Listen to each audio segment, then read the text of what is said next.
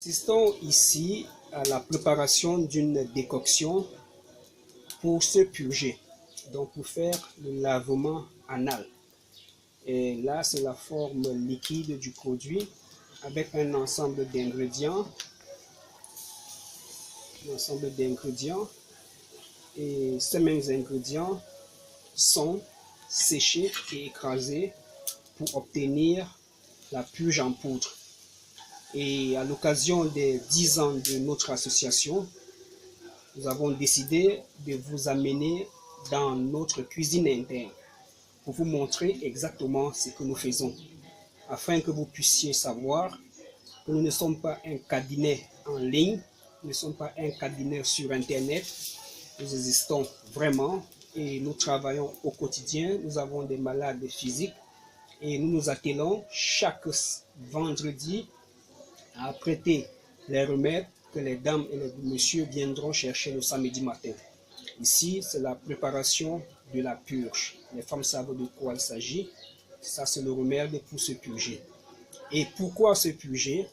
Parce que dans le cas des trompes bouchées, par exemple, lorsque le tube digestif est congestionné, surchargé, alors le côlon, c'est-à-dire le gros intestin, fait pression sur les organes internes ou encore pelviennes de la dame, comme les trompes, et comprime celles-ci. Donc les trompes peuvent être tout simplement comprimées par le gros intestin et s'obstruer. Donc il y a certaines formes de trompes bouchées par compression par le gros intestin. Et quand vous vous purgez, vous dégagez l'excès de glaire qui est autour de la ceinture rénale et dans le côlon, alors la trompe a tendance à trouver un peu de place et à se libérer et se débouche par le fait même. Voilà pourquoi certains pensent qu'on peut se purger et déboucher les trompes. C'est vrai, mais pas totalement vrai. Nous venons de finir avec la préparation de la purge. Nous avons enlevé la marmite du feu. On a enlevé tout le remède. Là, c'est les écorces qui nous servent en même temps de bois de chauffage. Donc, nous sommes soucieux de la conservation de la biodiversité et de l'environnement. Nous allons maintenant passer à la préparation d'une autre décoction et nous allons voir le principe. D'accord, vous avez là des écorces broyées qui vont être bouillies. Et ici, là, c'est le remède des fibromes, des myomes, des kystes, des endométrites et des endométrioses. Donc, nous appelons souvent ici le remède des femmes. Oui, c'est comme ça que l'Africain, la maman du village, appelait ce remède, le remède des femmes. Mais vu la science qui évolue, avec l'imagerie médicale et les examens de laboratoire, nous pouvons donc connaître le fibrome, le myome, les kystes, les endométrites et les endométrioses, et voire même ce qu'on appelle l'adénomyose. La décoction ou encore les écorces broyées sont versées dans la marmite et nous allons y ajouter de l'eau. Nous allons ajouter de l'eau dans la marmite jusqu'à faire le plein. D'accord? Nous sommes passés d'une médecine de tâtonnement à une médecine de précision. Donc, pour environ 12 kg d'écorce, toutes essences confondues, nous allons introduire 25 litres d'eau dans la marmite. Après ébullition, nous allons enlever le premier liquide et reverser, excusez-moi, il y a la fumée et tout, et reverser non plus 25 litres encore, mais cette fois-ci 20 litres. Après, nous allons enlever les 20 litres et reverser pour une troisième fois 10 litres.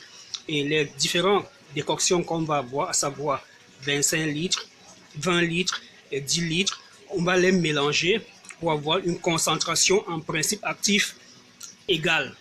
Donc, voici comment nous procédons pour préparer nos différentes décoctions. Donc, il y a un peu de science là-dedans. Donc, la science n'est pas forcément ce que vous voyez dans les livres ou dans les laboratoires. Notre décoction contre les fibromes, les myomes, les kystes, les endométrioses et endométrites est en train de chauffer. On va observer encore commencer à bouillir. Vous pouvez voir déjà, vous pouvez voir des signes qui montrent que d'un moment à l'autre, ça va commencer à bouillir. Dès que ça commence à bouillir, on va enlever cette première quantité de liquide. On va y ajouter encore de l'eau et on va attendre et observer le même processus. Et après, on va encore enlever pour remettre 10 litres une dernière fois. Là, c'est le remède pour les femmes. Et là, nous avons notre décoction contre les fibromes, les myomes, les endométrioses et les endométrites. Et puisqu'il s'agit d'un remède à boire, on commence à faire très attention. Des dispositions particulières vont être prises. Vous avez vu, là je porte des gants. On commence à éviter la contamination parce que la plupart des bactéries, des microbes sont manuportés, c'est-à-dire sont introduits dans le liquide par la main. Donc on commence à faire attention. Il est bien vrai qu'on a fait bouillir à 100 degrés, mais lors des manipulations avec les mains, on peut contaminer le liquide. Voilà pourquoi nous portons des gants stériles. Ce ne sont même pas des gants de soins, ce sont des gants stériles que nous portons lors de la manipulation. Et nous nous rassurons que le liquide, le récipient qui va contenir ce remède est propre.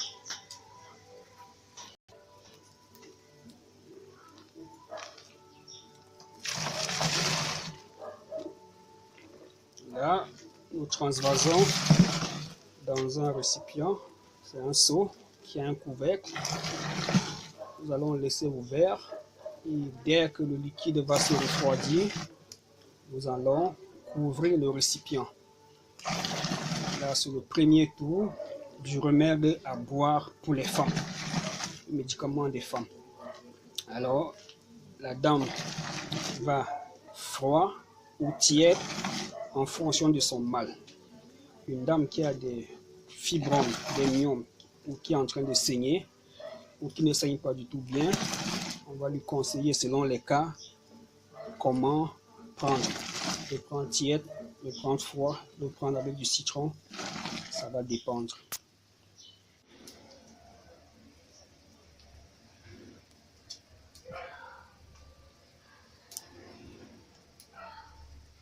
Là, nous avons enlevé la première quantité, la première décoction. On ne va pas jeter les écorces. On va y ajouter encore de l'eau. Cette fois-ci, pas 25 litres comme dès le départ. On va mettre 20 litres. On va y ajouter 20 litres. Et on va laisser bouillir encore pour une deuxième fois. Et après, on va l'enlever. Et on va finir par y ajouter 10 litres pour la dernière préparation.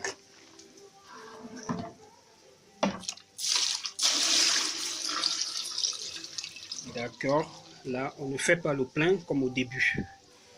Poursuivons toujours la préparation de notre remède et pour des raisons de vidéo, de montage vidéo, nous coupons de temps en temps. Et là nous sommes au terme de la première préparation et voici ce qui suit. Après environ 5 heures de temps, nous avons devant nous 2 récipients pleins de notre décoction contre les kystes, les fibromes, les myomes, les endométrioses. Et la capacité d'un récipient est de 25 litres. Donc nous avons là 50 litres de médicaments qui vont être distribués demain samedi matin. Donc les personnes qui n'ont pas le temps en semaine viendront demain avec des récipients, des bidons de 5 litres pour prendre ce remède. Et ce remède sera associé à un autre que je vais vous montrer.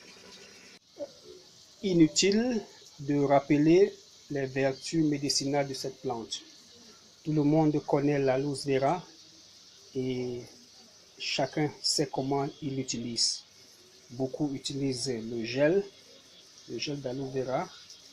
Et nous, puisque nous ne pouvons pas expédier l'aloe vera en plante à nos patients à travers la planète, nous optons pour une stratégie, une pratique de transformation séculaire ancestrale.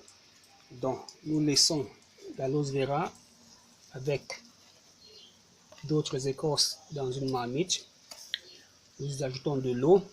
Nous laissons tarir. Au fur et à mesure que l'eau tarit, nous avons de l'aloe vera qui s'est carbonisé et qui devient un peu dur. On va laisser l'eau sécher et après on aura une plaque comme celle-ci qu'on va laisser refroidir, et une fois refroidi, il va sécher, il va durcir, il va se caraméliser, tant pour moi, et on va couper des petits morceaux qu'on va donner à nos patients. Donc habituellement, pour ceux qui ont déjà passé des commandes, ils observent souvent un petit remède noir numéro 3. Voici comment nous procédons pour la préparation.